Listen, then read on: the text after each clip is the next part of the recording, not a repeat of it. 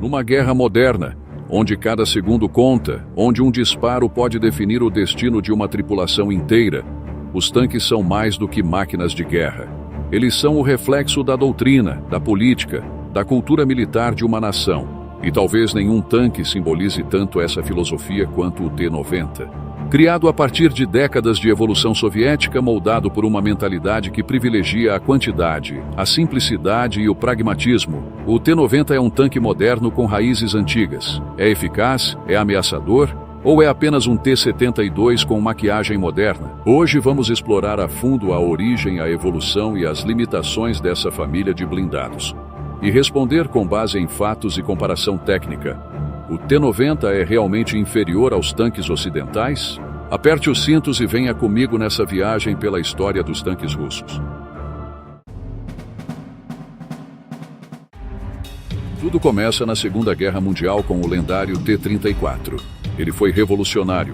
Blindagem inclinada, motor a diesel confiável, suspensão robusta e mobilidade superior à maioria dos tanques da época.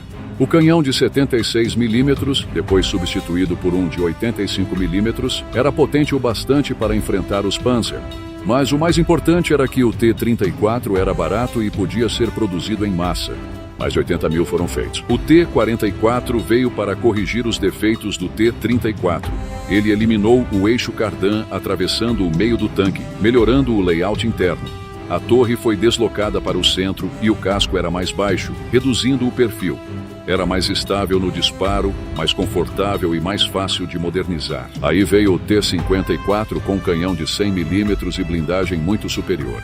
Já era considerado um tanque de batalha principal de verdade. E o T-55 trouxe melhorias no motor, sistema NBC, confiabilidade e resistência. Mais de 100 mil unidades dos T-54 e T-55 foram produzidas, tornando-os os tanques mais produzidos da história. Enquanto isso, o Ocidente apostava em avanços tecnológicos. O M60 americano se destacava pela mira óptica avançada e pelo canhão M68 de 105 mm. Já o Leopard, um alemão, era extremamente móvel, com foco em velocidade e disparo preciso. Ambos apostavam em sensores e poder de fogo, algo que a União Soviética desprezava na época, priorizando a doutrina da quantidade.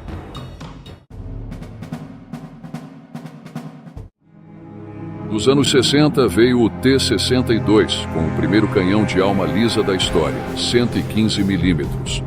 Era uma resposta ao crescimento da blindagem dos tanques ocidentais. Mas o T-62 era pesado, lento e sofria com problemas de motor e transmissão. Foi um passo intermediário. A verdadeira revolução veio com o T-64.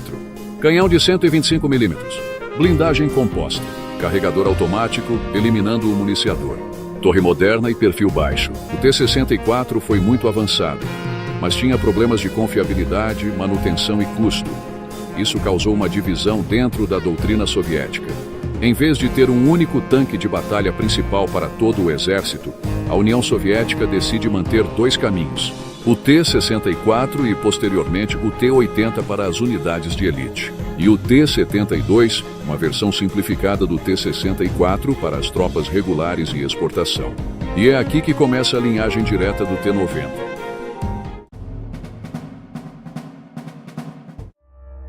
O T-72 surge como um tanque mais simples, robusto e fácil de produzir. O foco é custo-benefício. Ele deveria ser fabricado em massa, mantido com facilidade e treinado rapidamente. Possuía canhão de 125 mm 2A46, carregador automático, torre compacta e soldada, blindagem frontal razoável, mas lateral fraca, nenhuma proteção ativa. O T-72B, já nos anos 80, incorporou blindagem reativa explosiva e melhorias no sistema de tiro. Mesmo assim, comparado a tanques ocidentais da época, ele ainda era inferior em sensores, visibilidade, comunicação e proteção. E o maior problema estava dentro do tanque: o layout interno. A munição era armazenada ao redor da torre e no assoalho. Esse problema também existia no T-64. Se penetrado, o tanque explodia, literalmente. Os soldados ocidentais apelidaram isso de Jack in the Box, torre voando. Durante a Guerra do Golfo, T-72 iraquianos foram massacrados pelos Abrams.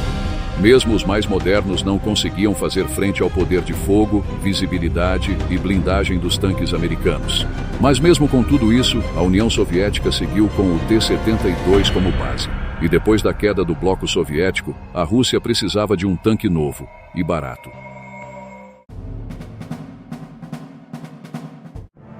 O T-90 surge nos anos 90 como uma evolução do T-72B. Foi a solução encontrada pela Rússia para manter um tanque moderno sem gastar horrores. Mudanças: blindagem composta reforçada, blindagem reativa Contact 5, sistema de mira melhorado, um Aquaricotirtish, visor térmico francês ESA em cooperação com a Thales, sistema Stora de interferência de laser, meia proteção ativa. Mas no fim das contas, o T-90 ainda é um T-72 com upgrades. Mesmo motor V92, mesmo carregador automático, mesmo layout. E os problemas continuam. Vulnerabilidade lateral, munição exposta, proteção passiva insuficiente contra a munição moderna, baixa consciência situacional. Já as versões mais novas, como o T-90A e o T-90M ProRiv, melhoraram bastante.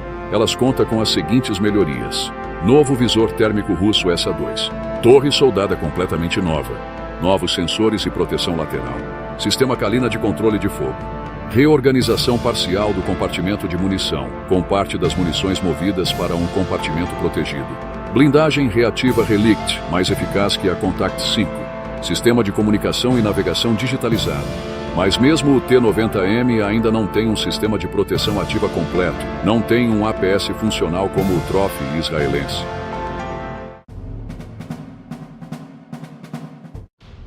Agora vamos às comparações técnicas. Tanques como o Abrams, Leopard 2, Leclerc usam blindagem composta mais eficaz, com camadas de blindagem reativa não explosiva e elementos classificados. Além disso, a espessura máxima dos materiais compósitos são bem maiores nos tanques ocidentais. O M1 Abrams, por exemplo, tem cerca de 800 mm de espessura de blindagem. T-90 depende da blindagem reativa explosiva, como a Contact 5 ou Relict. Mas a blindagem reativa explosiva protege melhor contra munições antitanque de alto explosivo do que contra munições perfurantes. A blindagem compósita do T-90 é bem mais fina que a de um tanque ocidental típico, tendo no máximo 600 mm de espessura. Já os canhões e as munições, os russos usam o 2A46 de 125 mm, potente, mas limitado pelo tamanho do carregador automático. Isso impede o uso de penetradores muito longos. O Mango 2, melhor munição perfurante atual russa, tem um penetrador com cerca de 620 mm de comprimento. Já o penetrador do M829A4 americano ultrapassa os 800 mm de comprimento. Ele é feito com urânio empobrecido de alta densidade. A munição alemã DM63 de tungstênio também tem penetrador que ultrapassa os 750 mm. Quanto aos sensores e eletrônicos, tanques ocidentais têm sistemas térmicos de terceira geração, controle de fogo digitalizado, designação a laser e integração em rede tática. Tanques como o Abrams enxergam alvos a mais de 5 km com boa precisão. T-90M melhorou, mas ainda está um passo atrás. O russo ainda sofre com alcance menor resolução e atraso na atualização da imagem. Em relação à proteção ativa, Trophy, Iron Fist, Moose são sistemas reais de defesa ativa que derrubam munições. O T-90 não tem proteção ativa real integrada, apenas interferência de laser e ERA. E por fim, em termos de mobilidade, o T-90M atinge 60 km por hora e tem cerca de 20 km por hora de ré, uma melhoria em relação aos modelos antigos. Mas Abrams e Leopard fazem mais de 65 km por hora, com ré rápida, graças a transmissões avançadas. Os tanques russos não têm direção neutra e nem direção regenerativa. Para quem não sabe o que são essas duas coisas, aqui vai um resumo bem rápido. Direção neutra é quando o tanque gira sobre o próprio eixo, essencial em combate urbano. Já a direção regenerativa aproveita a força da esteira oposta para reduzir desgaste e aumentar controle, algo que tanques ocidentais fazem muito melhor. A guerra na Ucrânia mostrou o problema. T-90, T-80 e T-72 foram destruídos em grandes números por drones, javelins, minas, munições guiadas. E por que isso aconteceu?